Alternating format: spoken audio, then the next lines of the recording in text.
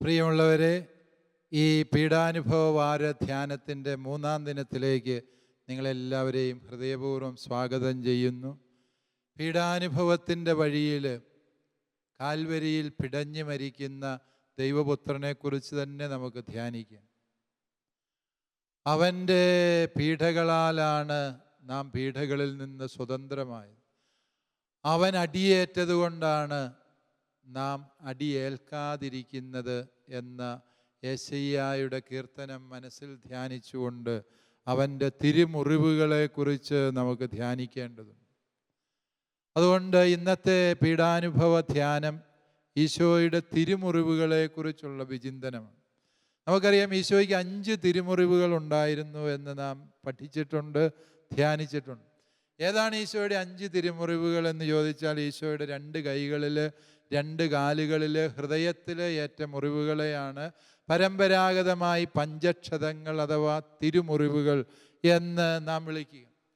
പക്ഷേ ഈശോയുടെ ഹൃദയത്തിലെ 5 മുറിവുകളെ കുറിച്ചാണ് ഞാൻ നിങ്ങളോട് പങ്കുവയ്ക്കുക.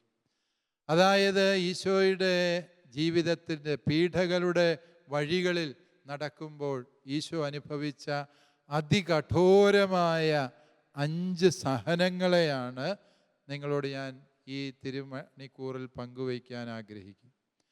1-ാമത്തെ തിരുമുറിവ് എന്ന് പറയുന്നത് നമുക്കറിയാം, ഈശോ അനുഭവിക്കുന്ന ഒറ്റപ്പെടലിൻ്റെയും വേദനയുടെയും അനുഭവം. അത് ഗെത്സമനിയിലെ അനുഭവമാണ്. അവിടുത്തെ തിരുമുറിവിൽ നിന്നാണ്, ആ അനുഭവത്തിൽ നിന്നാണ് ചോര, വിയർപ്പ് തുള്ളി ചോരയായി നിലം പതിച്ചത്. ഇതേക്കുറിച്ച് ആദ്യ ദിനത്തിൽ നമ്മൾ ധ്യാനിച്ചതാണ്. അത് ഈശോയുടെ ചോര ഒഴുകി എന്നുള്ളതിനാൽ ഗെത്സമനിയിലെ പ്രാർത്ഥനയുടെ ആ ഒറ്റപ്പെടലിൻ്റെ നിമിഷത്തെ ഈശോയുടെ 1-ാമത്തെ തിരുമുറിവായി നമുക്ക് ധ്യാനിക്കാം, മനസ്സിലാക്കാൻ വേണ്ടി ശ്രമിക്കാം.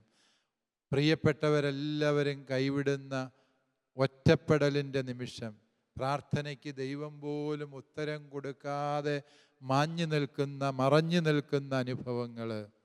ആ അനുഭവത്തിലൂടെ കടന്നു പോകുമ്പോൾ വിയർപ്പ് പോലും രക്തമായി പൊടിഞ്ഞു വീഴുന്ന നിമിഷങ്ങളുടെ വേദന, അന്തസംഘർഷത്തിൻ്റെ സങ്കീർണതയാണ് ആ വേദനയെങ്കിൽ അത് ഈശോയുടെ 1-ാമത്തെ തിരുമുറിവാണ്.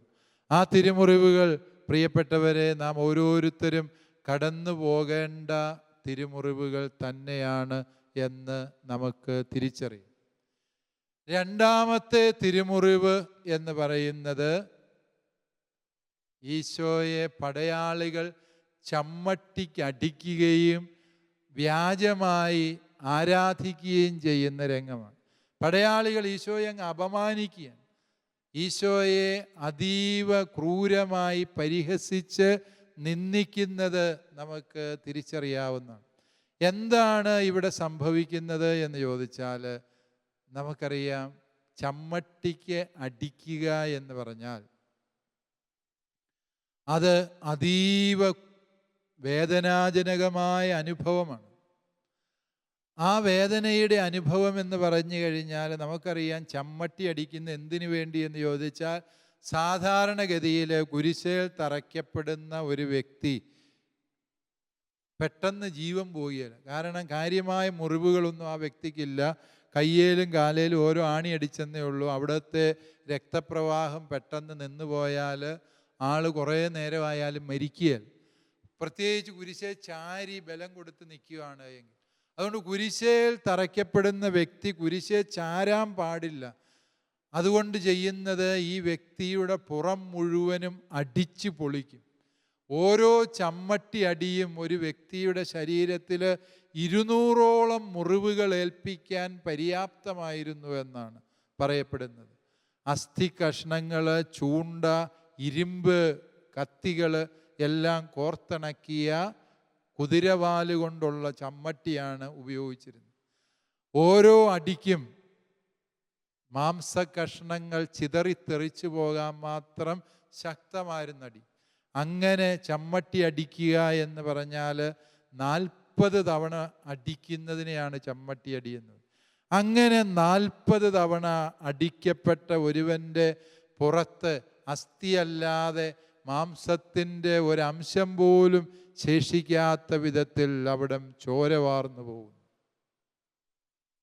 അത്ര കഠോരമായ വേദനയാണ് ചമ്മട്ടി അടിയിലൂടെ സംഭവിക്കുക എന്ന് നമ്മൾ തിരിച്ചറിയേണ്ടതുണ്ട്. പ്രിയപ്പെട്ടവരെ, നമ്മുടെ കർത്താവ് നമുക്ക് വേണ്ടി അനുഭവിച്ച വേദനയുടെ ആഴവും അർത്ഥവും മനസ്സിലാക്കുക എന്ന് പറയുന്നത് വളരെ പ്രധാനപ്പെട്ട ഒരു തിരിച്ചറിവാണ്. നമ്മുടെ കർത്താവ് അനുഭവിക്കുന്ന വേദന എത്രയോ വലുതായിരുന്നു എന്ന് നാം മനസ്സിലാക്കേണ്ടതുണ്ട്. അപ്രകാരമുള്ള വലിയ വേദനയുടെ നിമിഷത്തിലൂടെയാണ് ഈശോ കടന്നു പോകുന്നത്. ശാരീരികമായ വേദന, ശരീരത്തിൻ്റെ ഓരോ ഇഞ്ചും ചതയ്ക്കപ്പെടുന്ന അതീവ ക്രൂരമായ വേദന, സഹനം ചിലപ്പോൾ ശാരീരിക വേദനകൾ തന്നെയാണ്. ആ വേദനകളെ നമ്മൾ ഉൾക്കൊള്ളണം. എല്ലാ വേദനകളും മാനസികമായതോ ഒറ്റപ്പെടലിൻ്റെ ഒന്നും വേദനയല്ല. ചില രോഗങ്ങൾ ശരീരത്തിൻ്റെ ഓരോ കോശങ്ങളെയും വേദനിപ്പിക്കാൻ പര്യാപ്തമായ രോഗാവസ്ഥകളുണ്ട്. നമ്മുടെ കർത്താവിൻ്റെ ശരീരത്തിൻ്റെ ഓരോ ഇഞ്ചിലും പതിഞ്ഞ ചമ്മട്ടി അടികൾ, പ്രിയപ്പെട്ടവരെ, അവൻ നമുക്ക് വേണ്ടി അനുഭവിച്ചതാണ്. അപ്രകാരമുള്ള വേദനകളിലേക്ക് ദൈവം നിനക്കും പങ്കാളിത്തം തരുന്നുവെങ്കിൽ അതിൻ്റെ അർത്ഥം തൻ്റെ തിരുക്കുമാരനോടെന്നതുപോലെ ദൈവം നിന്നോടും കരുണ കാണിക്കും, സ്നേഹം കാണിക്കും. തിരുക്കുമാരൻ എന്നതുപോലെ നിനക്കും ദൈവം സ്വർഗമൊരുക്കിയിരിക്കുന്നു എന്നുള്ളതിൻ്റെ സൂചനയാണ് സത്യമായും ഈശോ അനുഭവിച്ച ശാരീരിക വേദനകളിലൂടെ കടന്നു പോകാൻ ദൈവം നമ്മെ തിരഞ്ഞെടുത്തു എങ്കിൽ അതിൻ്റെ അർത്ഥം അതാണ് എന്ന് മനസ്സിലാക്കുകയും ധ്യാനിക്കുകയും ശക്തി പ്രാപിക്കുകയും ചെയ്യേണ്ടതുണ്ട്. വീണ്ടും മൂന്നാമത്തെ തിരുമുറിവ്, ഈശോ അനുഭവിക്കുന്ന മൂന്നാമത്തെ തിരുമുറിവ് ഞാൻ സൂചിപ്പിച്ചു, പടയാളികളുടെ വ്യാജ ആരാധനയാണ്. നമ്മളൊന്ന് ആലോചിച്ച് നോക്കുക. ഈ പടയാളികൾ ഈശോയെ പീഡിപ്പിച്ച്, ഈശോയുടെ ശിരസിൽ മുൾക്കിരീടം വെച്ച്, ചുവന്ന മേലങ്കി ധരിപ്പിച്ച്, ഒരു ഞാങ്ങണയും കയ്യിൽ കൊടുത്തുകൊണ്ട് പറയുകയാണ്, യൂതന്മാരുടെ രാജാവേ വന്ദനം, രാജാവേ നീണാൾ വാഴുക എന്ന് പറഞ്ഞ് ഈശോയെ രാജാവിൻ്റെ വേഷം കെട്ടിച്ച് ഈശോയെ ആരാധിക്കുകയും അവിടുത്തെ കരണത്തടിക്കുകയും മുഖത്ത് തുപ്പുകയും ചെയ്തു എന്നാണ് വചനം സാക്ഷ്യപ്പെടുത്തുന്നത്. ഇതൊരു വലിയ മുറിവാണ്. തീർച്ചയായും ഇവിടെ മുറിവേൽപ്പിക്കുന്നത് അവിടുത്തെ മുൾക്കിരീടത്തിൻ്റെ ധാരണമാണ് എന്ന് നമുക്കറിയാം. ഈ മുൾക്കിരീടം എന്ന് പറഞ്ഞാൽ ഈ ആഴമേറിയ മുള്ളുകൾ ശിരസിലേക്ക് ആഞ്ഞടിക്കുമ്പോഴുണ്ടാകുന്ന കഠോരമായ വേദന, ആ വേദനകളെക്കുറിച്ചും നാം ധ്യാനിക്കേണ്ടതുണ്ട്. ഈ വ്യാജമായ ആരാധന ഈശോയെ വല്ലാതെ സങ്കടപ്പെടുത്തുന്നുണ്ട്. നമുക്കറിയാം, ഈശോയെ രാജാവേ എന്ന് വിളിച്ച് അവർ പ്രത്യക്ഷത്തിൽ താണു വീണ് ആരാധിക്കുകയാണ്. പക്ഷേ അവർ ഈശോയെ പുച്ഛിക്കുകയാണ് യഥാർത്ഥത്തിൽ ചെയ്തിരുന്നത്. പലപ്പോഴും നമ്മുടെ ആരാധനകൾ സമാനമായ അനുഭവങ്ങളാകുന്നുണ്ടോ എന്ന ആത്മശോധനയ്ക്ക് വേണ്ടിയാണ് ഈ ഒരു വ്യാജ ആരാധനയുടെ വിവരണം പീഡാനുഭവ വിവരണത്തിനിടയിൽ ഉൾപ്പെടുത്തിയിരിക്കുന്നത് എന്ന് ഞാൻ വിചാരിക്കുന്നു. പലപ്പോഴും നാം വിശുദ്ധ കുർബാനയിൽ പങ്കുചേരുമ്പോൾ കാൽവരിയിലെ ഈശോയുടെ അതേ ബലി തന്നെയാണ് പരിശുദ്ധ കുർബാനയിൽ നാം അനുസ്മരിക്കുന്നതും അനുഷ്ഠിക്കുന്നതും എന്ന് നമുക്കറിയാം. പക്ഷേ ചിലപ്പോഴൊക്കെ നമ്മൾ കൈകൂപ്പും, ശിരസ് നമിക്കും. പക്ഷേ നമ്മുടെ മനസ്സും ഹൃദയവും അതിൻ്റെ പരിസരങ്ങളിലൊന്നുമില്ല. എല്ലാവരും എഴുന്നേൽക്കുന്ന നേരത്ത് നമ്മൾ എഴുന്നേറ്റ് പോയി, എല്ലാവരും മുട്ടേ നിൽക്കുന്ന നേരത്ത് നമ്മളങ്ങ് മുട്ടേ നിന്നു എന്നേ ഉള്ളൂ. എല്ലാവരും ശിരസ് കുനിച്ചപ്പം നമ്മളും ശിരസ് കുനിച്ചു എന്നേ ഉള്ളൂ. എല്ലാവരും വിശുദ്ധ കുർബാന സ്വീകരിച്ചപ്പോൾ നമ്മളും സ്വീകരിച്ചു എന്നേ ഉള്ളൂ. നാം ചെയ്തതെന്ത് എന്ന് പലപ്പോഴും അറിയാതെ നമ്മൾ വ്യാജമായി അവനെ ആരാധിക്കുമ്പോൾ, പ്രിയപ്പെട്ടവരെ, നമ്മുടെ കർത്താവിൻ്റെ ഹൃദയം വേദനിക്കുന്നു. അവൻ്റെ തിരുമുറിവായി നമ്മുടെ ആരാധനകൾ രൂപപ്പെടുന്നു എന്നുള്ള യാഥാർത്ഥ്യം നമ്മൾ മനസ്സിലാക്കേണ്ടതുണ്ട്. അതുകൊണ്ട് ഇനിമേൽ നാം അവനെ ആരാധിക്കുമ്പോൾ ഈ പടയാളികളുടെ നിരയിലല്ല ആരാധിക്കേണ്ടത്. കുരിശിൻ ചുവട്ടിൽ അവൻ്റെ തിരുമുഖത്തേക്ക് നിറകണ്ണുകളോടെ നോക്കി നിന്ന അവൻ്റെ ഓരോ ശ്വാസോച്ഛ്വാസവും ഹൃദയത്തിലേറ്റുവാങ്ങിയ പരിശുദ്ധ അമ്മയെപ്പോലെ, വിശുദ്ധ യോഹന്നാനെ പോലെ നിൽക്കാൻ നമുക്ക് കഴിയുമോ?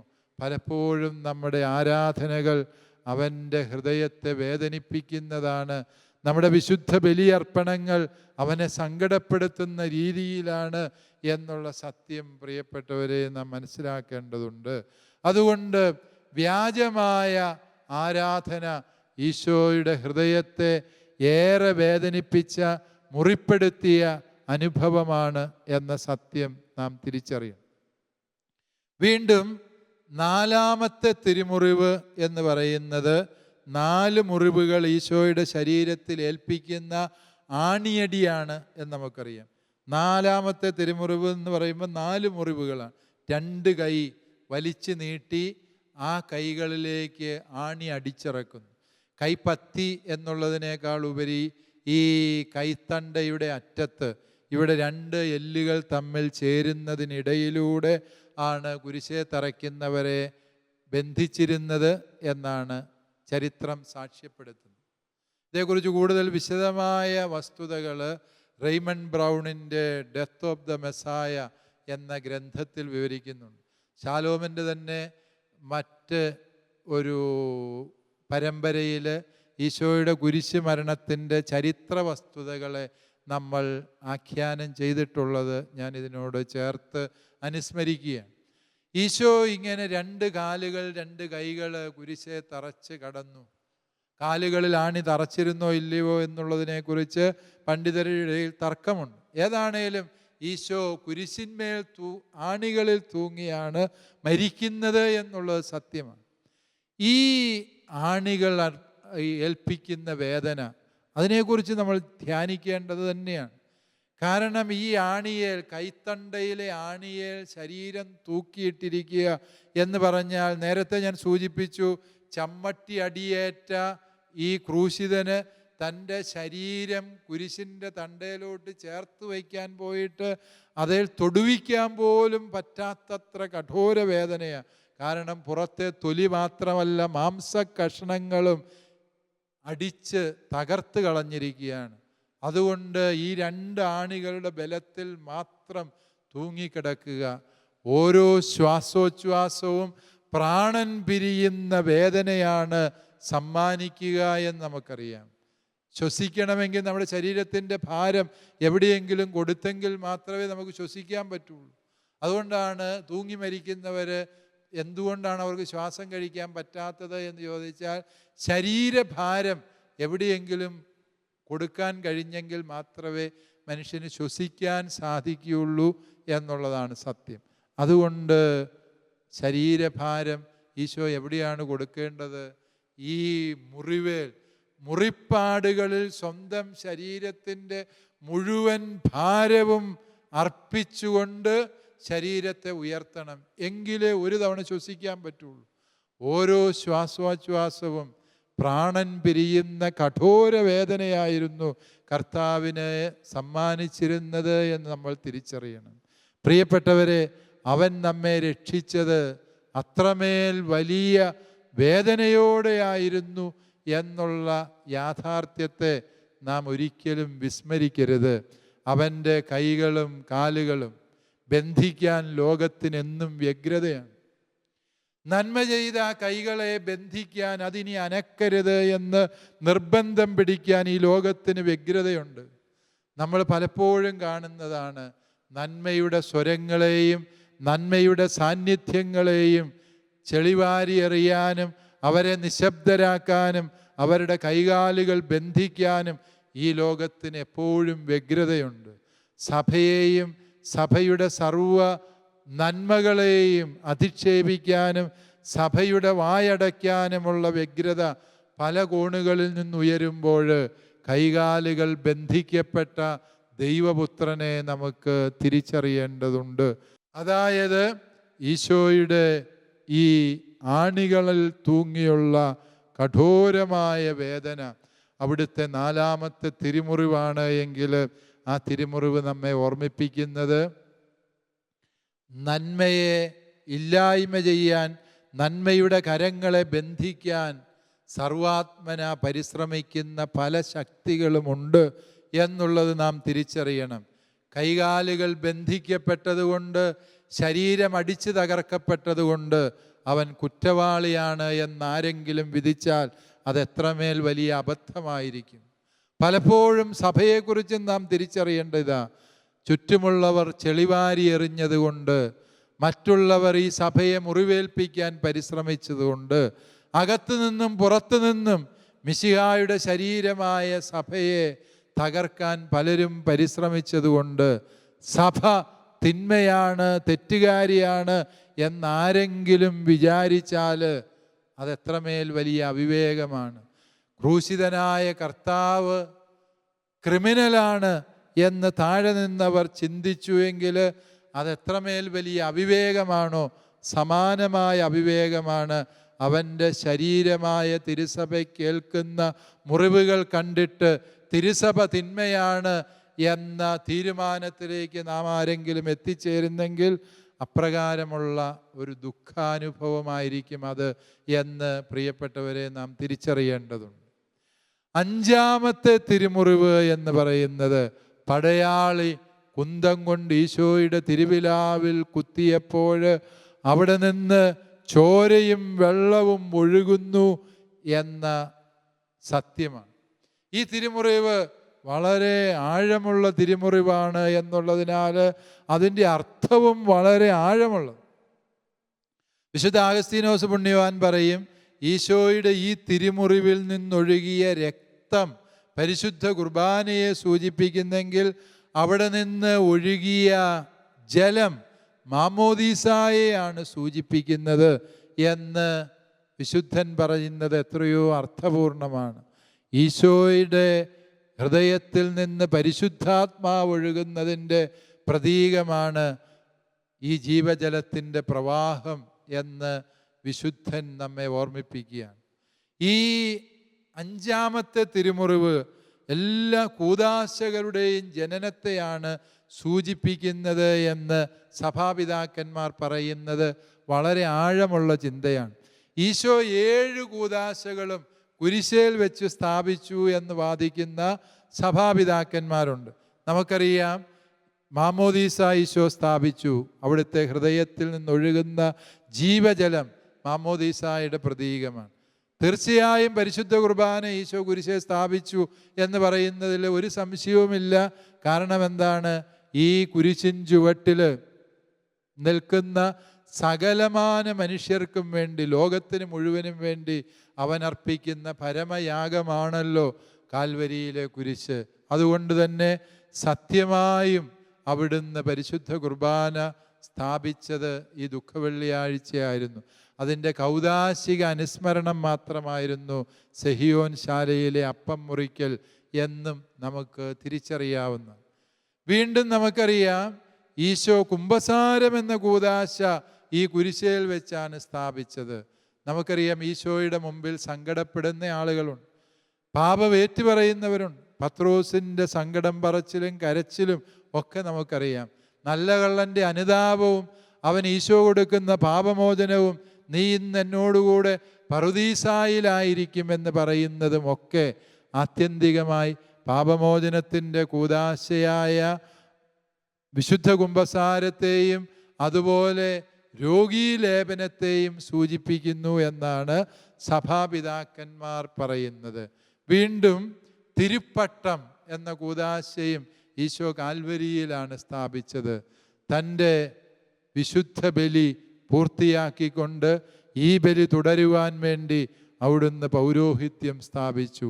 ഓരോ പുരോഹിതനെയും ഈശോ അഭിഷേകം ചെയ്തത് തൈലം കൊണ്ടല്ല, തൻ്റെ തിരുരക്തം കൊണ്ടാണ് എന്ന സത്യം ഓരോ പുരോഹിതനും മനസ്സിൽ സൂക്ഷിക്കണം. അതുകൊണ്ട് നമുക്ക് പൂർത്തീകരിക്കേണ്ട ബലി കാൽവരിയിലെ ബലിയാണ് എന്ന ഓർമ്മ നമുക്ക് ആവശ്യമുണ്ട്. വിശുദ്ധ അഗസ്തീനോസ് തന്നെ സാക്ഷ്യപ്പെടുത്തും, വിവാഹം എന്ന കൂദാശയുടെ സൂചനയും ഈശോയുടെ കുരിശിലുണ്ട്. കാരണം ഈശോ പുതിയൊരു കുടുംബത്തിന് അവിടെ രൂപം നൽകുന്നുണ്ട്. ഇതാ നിന്റെ അമ്മ എന്ന് യോഹന്നാനോട് ചൂണ്ടിപ്പറയുമ്പോൾ, ഇതാ നിന്റെ മകനെന്ന് അമ്മയോട് യോഹന്നാനെ ചൂണ്ടിപ്പറയുമ്പോൾ, ശരിക്കും ഈശോ പുതിയൊരു കുടുംബത്തിന് അവിടെ രൂപം നൽകുകയാണ്.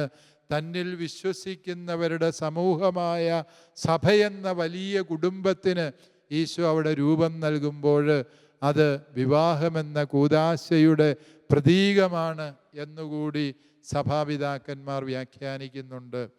അതായത് കുരിശിലെ ഈശോയുടെ തിരുമുറിവുകൾ, പ്രിയപ്പെട്ടവരെ, അത് AD 30 ഏപ്രിൽ മാസം 7 ഒരു വെള്ളിയാഴ്ച ഈശോ അനുഭവിച്ച മുറിവുകൾ മാത്രമായിരുന്നു എന്ന് ധരിക്കരുത്.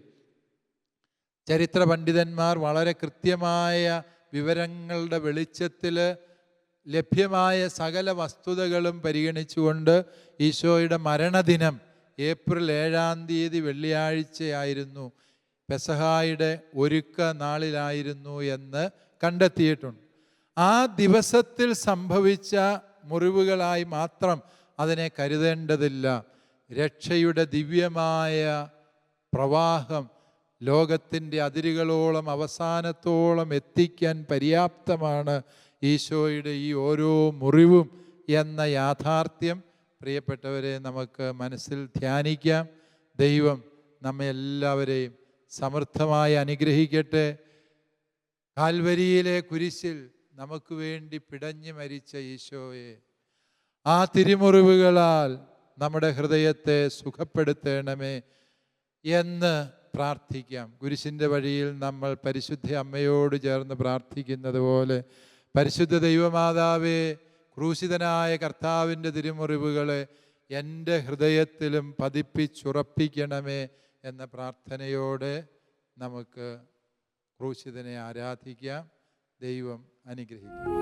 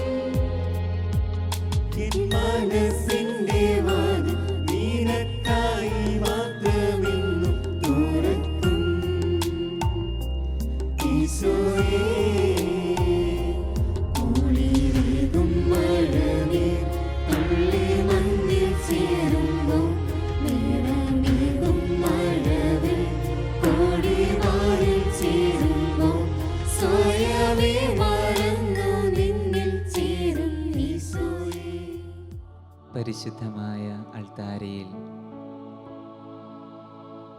നമ്മുടെ ഓരോരുത്തരുടെയും മുൻപിൽ എഴുന്നള്ളിയിരിക്കുന്ന നല്ല ദൈവത്തെ മനസ്സ് തുറന്ന് നമുക്ക് ആരാധിക്കാം. എത്രയോ വലിയ സ്നേഹമാണ് അവൻ നമ്മളോട് കാണിച്ചിരിക്കുന്നത്. നമ്മളുടെ ഓരോരുത്തരുടെയും മുൻപിൽ എഴുന്നള്ളി വരാനുള്ള മനസ്സ് കാണിച്ച് നമ്മളെ കേട്ട് നമ്മളെ അനുഗ്രഹിച്ച് വിശുദ്ധീകരിക്കാൻ കൂടെയായിരിക്കുന്ന നല്ല ദൈവം ഈ വലിയ ആഴ്ചയിൽ ധ്യാനത്തിലൂടെ കടന്നു പോകുന്ന നമ്മളെ ഓരോരുത്തരെയും സംബന്ധിച്ച് ഈ ആരാധനയുടെ നിമിഷങ്ങൾ എത്രയോ പ്രധാനപ്പെട്ടതാണ്.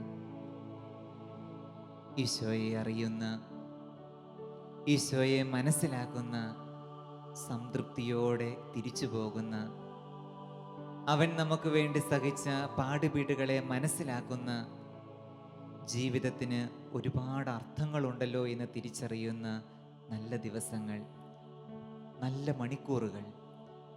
പ്രിയപ്പെട്ടവരെ, നമുക്കൊന്നു ചേർന്ന് ആരാധിക്കാം. പരിശുദ്ധ പരമ ദിവ്യകാരുണ്യത്തിന് എന്നും ആരാധനയും സ്തുതിയും പുകഴ്ചയും ഉണ്ട് എന്ന് ഒരു മനസ്സോടും ഹൃദയത്തോടും കൂടെ നമുക്ക് ഈ നിമിഷങ്ങളിൽ പാടി നമുക്ക് പ്രാർത്ഥിക്കാം.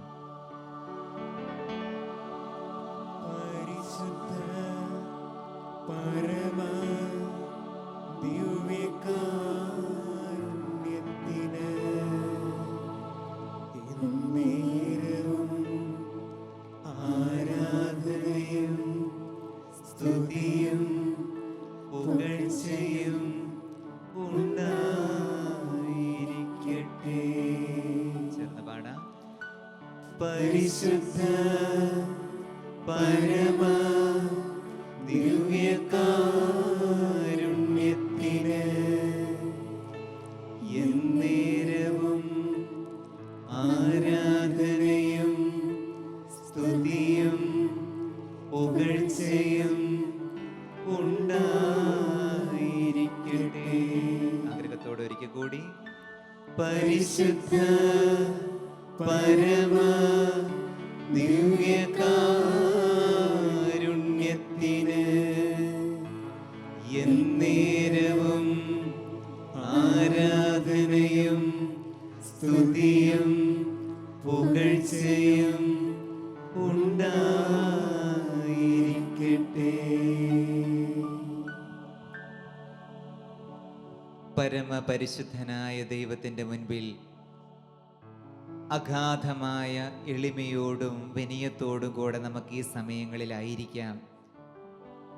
വിനയമായവൻ, എളിമയാർന്ന ജീവിതത്തിലൂടെ തന്നിലേക്ക് എല്ലാവരെയും അടുപ്പിച്ചവൻ നമ്മളോട് പറയുന്നു, നിന്റെ പ്രാർത്ഥന വിശ്വാസത്തോടെയുള്ളതാകട്ടെ, നിന്റെ ആരാധന പൂർണ്ണമായ ഹൃദയത്തോടെയുള്ളതായിരിക്കട്ടെ, നിന്റെ പ്രവർത്തനങ്ങളും നിന്റെ ചിന്തകളും പൂർണ്ണമായ വിശ്വാസത്തോടെയുള്ളതായിരിക്കട്ടെ. നമുക്ക് ഈ നിമിഷങ്ങളിൽ ചേർന്ന് പാടാം. പൂർണ്ണ മനസ്സോടും പൂർണ്ണമായ ഹൃദയത്തോടും കൂടെ ദൈവമേ, ഈ ധ്യാനത്തിൽ, ഈ ആരാധനയുടെ സമയത്ത് ഒന്നു ചേർന്ന് നിന്നെ സ്തുതിക്കുന്നുവെന്ന്, ഒന്നു ചേർന്ന് നിന്നെ വാഴ്ത്തുന്നുവെന്ന് കരങ്ങൾ കൂപ്പിപ്പിടിച്ച് ശ്രദ്ധയോടെ ദിവ്യകാരുണ്യത്തിലേക്ക് മാത്രം നോക്കിക്കൊണ്ട് ആരാധനാപൂർവം ഈ ഈരടികൾ നമുക്ക് ഒന്നു ചേർന്ന് ആലപിക്കാം.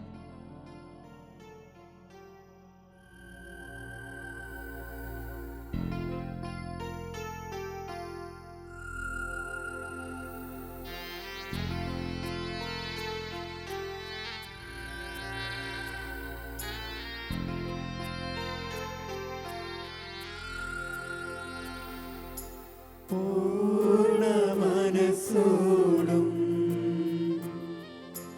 പൂർണ്ണ ഹൃദയമോടും പൂർണ്ണാത്മാവോടും ദൈവമേ, നിന്നെ ഞാൻ സ്നേഹിക്കുന്നു. പൂർണ്ണ മനസ്സോടും പൂർണ്ണ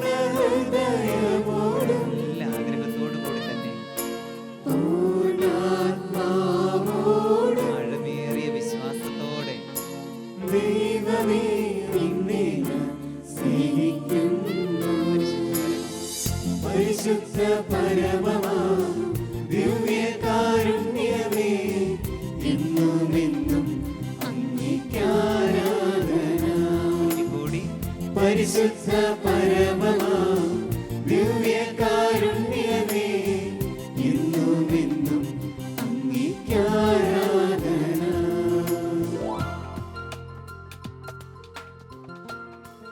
ഈശോയുടെ പീഡാനുഭവത്തെയും മരണത്തെയും ഉത്ഥാനത്തെയും കുറിച്ച് ധ്യാനിക്കുന്ന ഈ ദിവസങ്ങളിൽ, പ്രത്യേകിച്ച് ഈ ധ്യാനത്തിൻ്റെ 3-ാമത്തെ ദിവസത്തിൽ നമ്മൾ പങ്കുചേരുകയാണ്. വലിയ സഹനത്തിൻ്റെ ജീവിതം നയിച്ചുകൊണ്ട്, സഹനത്തിൻ്റെ മാതൃക നൽകിക്കൊണ്ട്, സഹനത്തിലൂടെ ഉരുത്തിരിയുന്ന ദൈവഹിതത്തെ നമുക്ക് ഓരോരുത്തരുടെയും മുൻപിൽ ഇന്ന് ദിവ്യകാരുണ്യം തെളിയിച്ചു കാണിക്കുകയാണ്. ക്രൂശിതൻ തെളിയിച്ചു കാണിക്കുകയാണ്. ഈശോയുടെ 5 തിരുമുറിവുകളെ കുറിച്ച് വളരെ വിശദമായ ധ്യാന ചിന്തകൾ നമ്മളുടെ ഓരോരുത്തരുടെയും മനസ്സുകളിലുണ്ട്. നമുക്ക് ഓരോരുത്തർക്കും വേണ്ടി അവൻ സഹിച്ചു. നമുക്ക് ഓരോരുത്തർക്കും വേണ്ടി അവൻ പീഡകളേറ്റു. നമുക്ക് ഓരോരുത്തർക്കും വേണ്ടി അവൻ രക്തം ചിന്തി. പ്രിയപ്പെട്ടവരെ, നമുക്ക് വേണ്ടി ജീവിച്ച, നമുക്ക് വേണ്ടി മരിച്ച, നമുക്ക് വേണ്ടി സഹിച്ച, നമുക്ക് വേണ്ടി പാടുപീഡകളേറ്റ ദൈവത്തെ നമുക്കൊന്ന് സ്തുതിച്ച് ആരാധിക്കാം. നമുക്കെല്ലാവർക്കും ഇരുകരങ്ങളൊന്ന് ഉയർത്തി വളരെയധികം ആഗ്രഹത്തോടെ നമ്മുടെ ഓരോരുത്തരുടെയും മുൻപിൽ എഴുന്നള്ളിയിരിക്കുന്ന നല്ല ദൈവത്തെ സ്തുതിച്ച് നമുക്ക് മഹത്വപ്പെടുത്താം. ഈ നിമിഷങ്ങളിൽ കരങ്ങൾ നന്നായിട്ടൊന്ന് ഉയർത്തി ദിവ്യകാരുണ്യത്തിലേക്ക് നോക്കിക്കൊണ്ട് നമുക്ക് ഒന്ന് ചേർന്ന് സ്തുതിച്ച് പ്രാർത്ഥിക്കാം. ഹല്ലേലൂയ, ഹല്ലേലൂയ, ഹല്ലേലൂയ, ഹല്ലേലൂയ.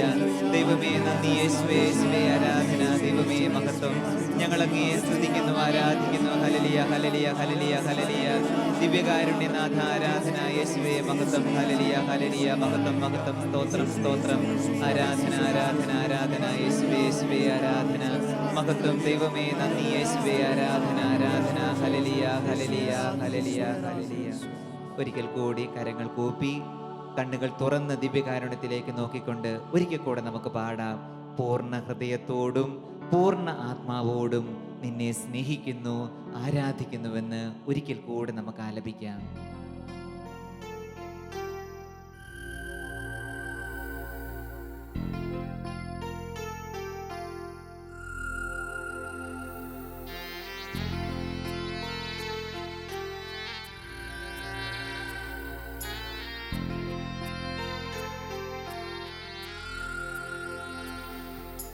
പൂർണ്ണ മനസ്സോടും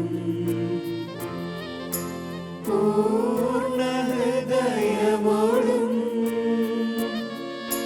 പൂർണ്ണാത്മാവോടും ദൈവമേ നിന്നെ ഞാൻ സ്നേഹിക്കുന്നു. പൂർണ്ണ മനസ്സോടും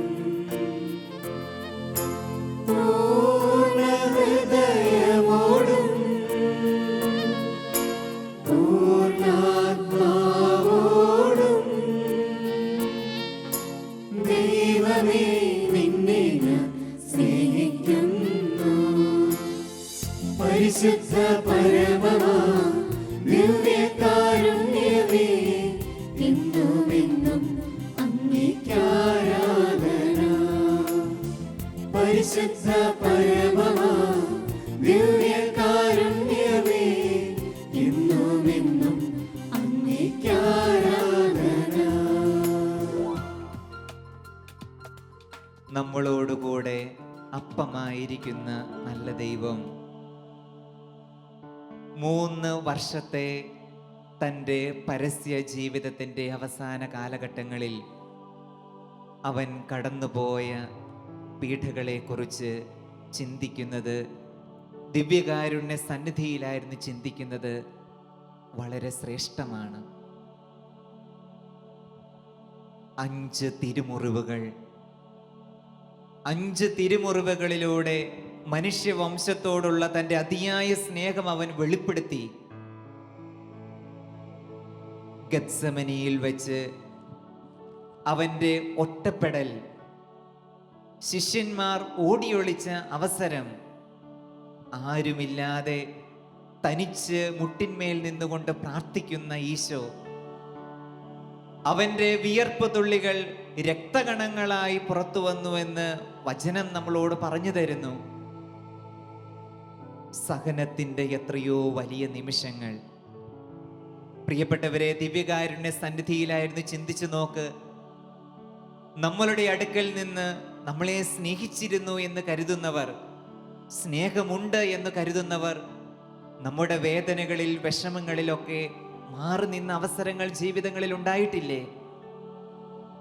ദിവ്യകാരുണ്യം നമ്മളെ ഓർമ്മിപ്പിക്കുന്നു, ക്രൂശിതനായ ഈശോ നമ്മളെ ഓർമ്മിപ്പിക്കുന്നു, ഈ ഒറ്റപ്പെടൽ, ഈ സഹനം വലിയ രക്ഷയിലേക്ക് നമ്മളെ കൊണ്ടുചെന്നെത്തിക്കുന്ന ഒരു യാഥാർത്ഥ്യമാണെന്ന്.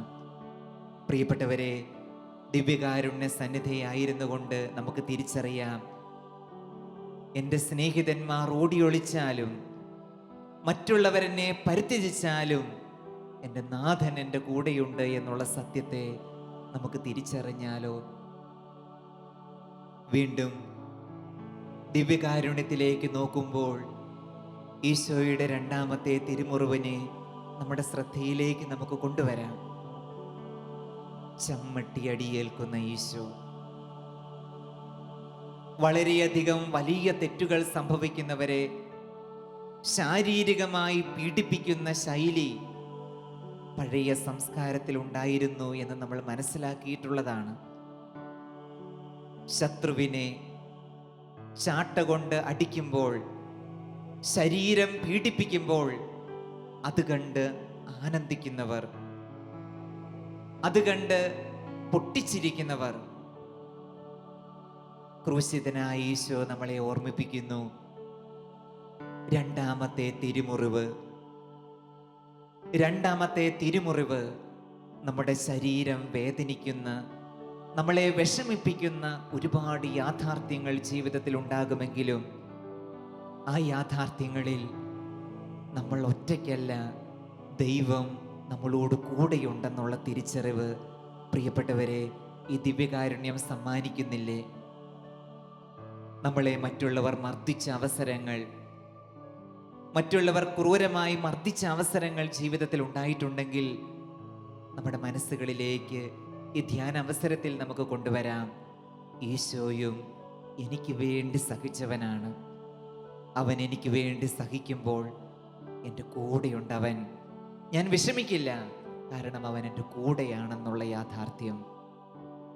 പ്രിയപ്പെട്ടവരെ, മൂന്നാമത്തെ തിരുമുറിവ് അവനെ മുൾമുടി അണിയിക്കുന്ന അവസരം. മുൾമുടി അണിയിക്കുന്ന അവസരം ഏറ്റവും പരിഹസിക്കുന്ന അവസരമാണ്. പരിഹാസഹേതുവായ തമ്പുരാൻ. നമുക്ക് ചിന്തിക്കാം, ഒരുപാട് പരിഹാസത്തിൻ്റെതായ മേഖലകൾ, കുറ്റം പറച്ചിലിൻ്റെതായ അവസരങ്ങൾ നമ്മുടെ ജീവിതങ്ങളിൽ ഉണ്ടായിട്ടുണ്ടെങ്കിൽ ഈശോ നമ്മളെ ഓർമ്മിപ്പിക്കുന്നു, സാരമില്ല, ഞാനുണ്ട്, നിന്റെ ഒപ്പം ഞാനുണ്ട്. വീണ്ടും 4ഉം 5ഉം തിരുമുറിവുകളെ ദിവ്യകാരുണ്യ സന്നിധിയെ നമുക്കൊന്ന് ഓർമ്മിക്കാം.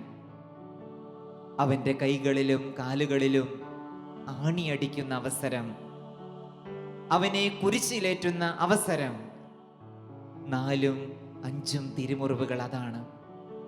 പ്രിയപ്പെട്ടവരെ, ശരീരം എത്രമാത്രം വേദനിക്കാവോ അത്രയധികം വേദനിക്കുന്ന അവസരം. നന്മ ചെയ്തിരുന്ന കരങ്ങൾ, ആ കരങ്ങളെ ഉപദ്രവിക്കുന്ന അവസരം ഒരുപക്ഷെ നമുക്ക് ഫീൽ ചെയ്തിട്ടുണ്ടാകാം. ദീർഘമായ ദിവസങ്ങൾ കുരിശിന്മേൽ 3 ആണികളിൽ തൂങ്ങിക്കിടന്ന അവസരം ജീവിതത്തിൽ ഉണ്ടാകാം. അമിതമായ, അധികമായ വ്യഥകൾ അനുഭവിച്ച അവസരം. ക്രൂശിതൻ ഉത്തരം തരുന്നു, ദിവ്യകാരുണ്യം ഉത്തരം തരുന്നു, ഞാൻ നിനക്ക് വേണ്ടിയാണ് ഈ പീഡകളേറ്റത്, നിന്റെ രക്ഷയ്ക്ക് വേണ്ടിയാണ് ഞാൻ ഈ പീഡകളേറ്റത്, നിന്റെ രക്ഷയ്ക്ക് വേണ്ടിയാണ് ഞാൻ മരിച്ചത്, നിന്റെ രക്ഷയ്ക്ക് വേണ്ടിയാണ് ഓരോ തിരുമുറിവുകളും. ഓരോ തിരുമുറിവുകളിൽ നിന്നും ഊർന്നിറങ്ങിയ രക്തത്തുള്ളികൾ നിന്റെ രക്ഷയ്ക്കുള്ള നിദാനമായി തീർന്നെന്ന് തിരിച്ചറിയുക. ദിവ്യകാരുണ്യത്തിലേക്ക് മാത്രം പ്രിയപ്പെട്ടവരെ നോക്കാം. ഈശോ എത്രയധികം സ്നേഹിക്കുന്നു. അവൻ ഒരുപാട് സ്നേഹിക്കുന്നു. അവൻ ജീവൻ തന്നുകൊണ്ട് സ്നേഹിക്കുന്നു. അവൻ അവൻ അവൻ രക്തം നൽകിക്കൊണ്ട് അവൻ സ്നേഹിക്കുന്നു. അവൻ നമ്മളോടൊപ്പമായിരുന്നു കൊണ്ട് സ്നേഹിക്കുന്നു. ഈ ദിവ്യകാരുണ്യ സന്നിധിയായിരുന്നു കൊണ്ട് നമുക്ക് ബോധ്യങ്ങൾ നൽകിക്കൊണ്ട്, തിരിച്ചറിവുകൾ നൽകിക്കൊണ്ട്, രക്ഷ പ്രദാനം ചെയ്തുകൊണ്ട് അവൻ നമ്മെ സ്നേഹിക്കുന്നു. നമുക്കൊരിക്കൽ കൂടി ആലപിക്കാം ആരാധനയുടേതായ ഒരു ഗീതം. ദൈവം നമ്മളെ കാരുണ്യത്തോടെ താങ്ങുന്നു. ദൈവം നമ്മളെ സ്നേഹിക്കുന്നു. ദൈവം സഹനങ്ങളുടെ അർത്ഥം നമുക്ക് വെളിവാക്കി തരുന്നു എന്നുള്ള ബോധ്യത്തോടെ, ആഗ്രഹത്തോടെ ആരാധനയുടേതായ ഒരു ഗീതം ഒന്നു ചേർന്ന് നമുക്ക് ആലപിക്കാം.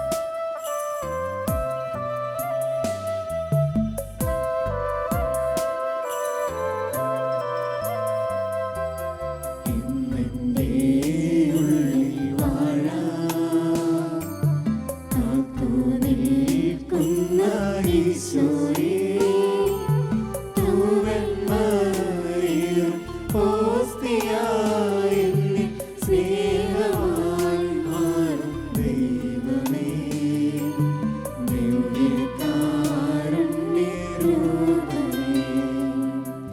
എന്നെൻ്റെ ഉള്ളിൽ വാഴാൻ കാത്തു നിൽക്കുന്ന ഈശോയേ, തൂവെണ്മയേറും ഓസ്തിയായി എന്നിൽ സ്നേഹമായി മാറും ദൈവമേ, ദിവ്യകാരുണ്യരൂപമേ.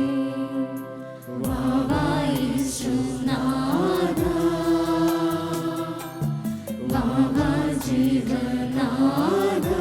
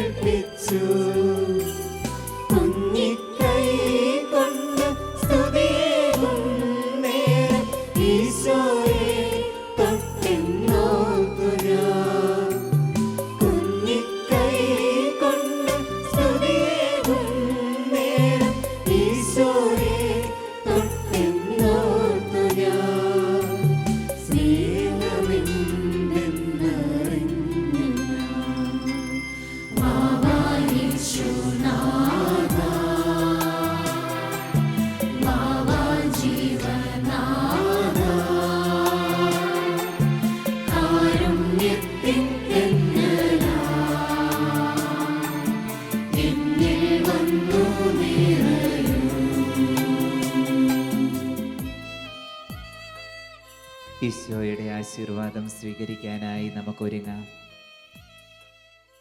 ഈ ദിവസങ്ങളിൽ വചനത്തിലൂടെ ദൈവം നമ്മളോട് അരുളി ചെയ്യുന്ന കാര്യങ്ങൾ, ഈ ധ്യാന ദിവസങ്ങളിൽ ദൈവം നമ്മളോട് പങ്കുവെച്ച് തരുന്ന എല്ലാ കാര്യങ്ങളും നമുക്ക് മനസ്സിൽ ഹൃദ്യസ്ഥമാക്കാം. ഹൃദ്യസ്ഥമാക്കുന്നതിനെ നമുക്ക് കൂടുതൽ മനനം ചെയ്യാം. മനനം ചെയ്യുന്നതിലൂടെ ധാരാളം നല്ല പ്രവർത്തനങ്ങൾ ക്രൂശിതനായ ഈശോ ദിവ്യകാരുണ്യം നമുക്ക് ഓരോരുത്തർക്കും പ്രദാനം ചെയ്യട്ടെ. നമ്മുടെ എല്ലാ ആഗ്രഹങ്ങളെയും നിയോഗങ്ങളെയും സമർപ്പിക്കാം. പരിശുദ്ധ കത്തോലിക്കാ സഭയെ നമുക്ക് സമർപ്പിച്ച് പ്രാർത്ഥിക്കാം. നമ്മളെ നയിക്കുന്ന മാർപ്പാപ്പ, കർദിനാൾമാർ, മെത്രാപ്പൊലീത്താമാർ, മെത്രാന്മാർ, വ്യത്യസ്തങ്ങളായിട്ടുള്ള രൂപതകൾ, സന്യാസ സഭകൾ, വൈദികർ, സന്യസ്തർ, അൽമായ സഹോദരങ്ങൾ, എല്ലാവരെയും നമുക്ക് സമർപ്പിച്ച് പ്രാർത്ഥിക്കാം. വ്യത്യസ്തങ്ങളായ നിയോഗങ്ങൾ സമർപ്പിച്ച് പ്രാർത്ഥിക്കുന്ന ധാരാളം പേര്. ഈ വചനം നമുക്കായി പ്രദാനം ചെയ്യുന്ന ശാലോം TV, അവിടെ ജോലി ചെയ്യുന്നവര് ഒത്തിരി പേരുണ്ട്. ദൈവകരങ്ങളിൽ നമുക്ക് സമർപ്പിക്കണ്ടേ. ഈ സമയങ്ങളിൽ ധ്യാനത്തിൽ പങ്കെടുത്തുകൊണ്ടിരിക്കുന്ന വ്യക്തികൾ, അവരുടെയൊക്കെ നിയോഗങ്ങൾ നമുക്ക് ദൈവകരങ്ങളിൽ സമർപ്പിക്കാം. സാമ്പത്തികമായ ബുദ്ധിമുട്ടുകൾ അനുഭവിക്കുന്നവര്, ഒറ്റപ്പെടലിൻ്റെ വേദന അനുഭവിക്കുന്നവര്, ശാരീരികമായി മറ്റുള്ളവരാൽ മുറിവേൽപ്പിക്കപ്പെടുന്നവര്, പരിഹസിക്കപ്പെടുന്നവര്, ശാരീരികമായി മുറിവേൽക്കുന്ന ധാരാളം പേര് സമൂഹത്തിൽ ഒത്തിരിയുണ്ട്. സമർപ്പിക്കണം. അവരെയൊക്കെ സമർപ്പിച്ച് പ്രാർത്ഥിക്കണം.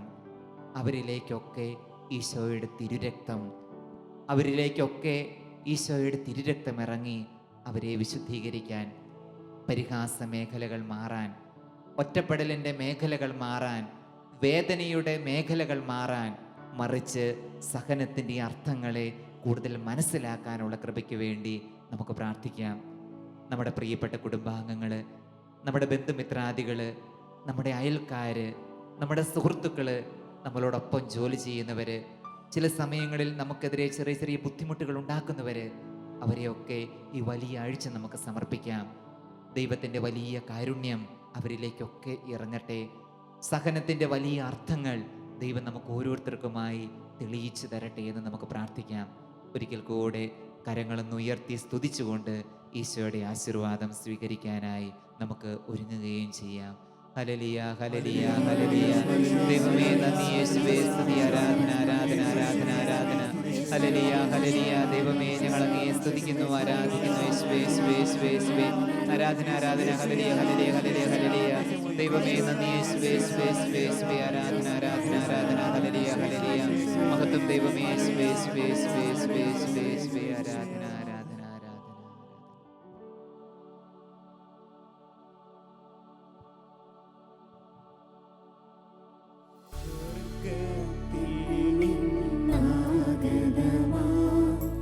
ജീവൻ നൽകുമൊരപ്പം നീ, മർത്യനു മുക്തി പകർന്നരുളും നിത്യമഹോന്നതമപ്പം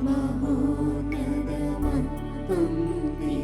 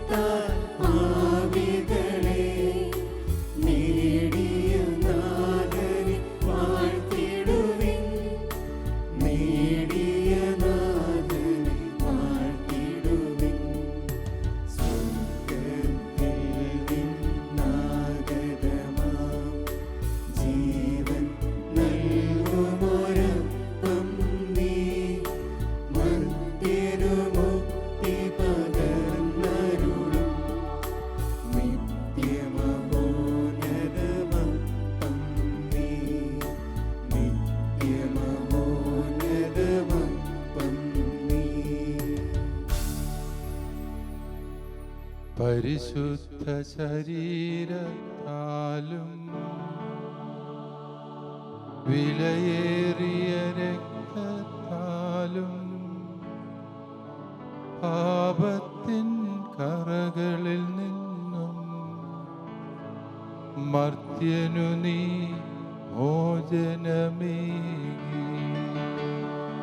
സകലേശാദിവ്യകടാക്ഷം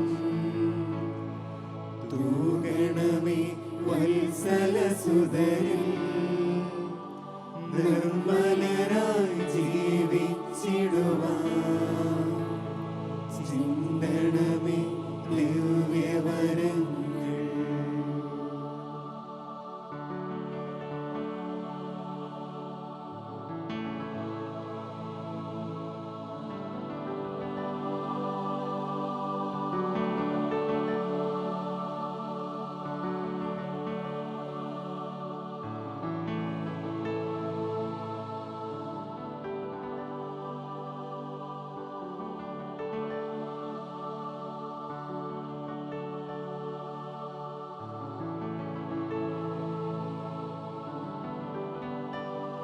പരിശുദ്ധ പരമ ദിവ്യകാരുണ്യത്തിന്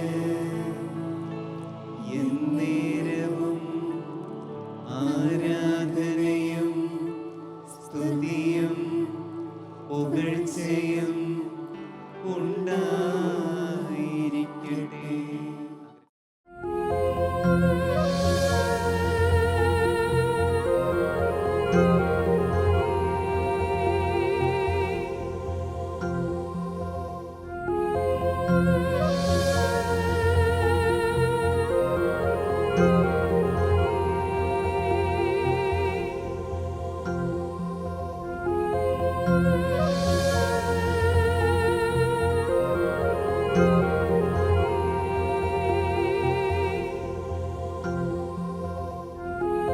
Thank you.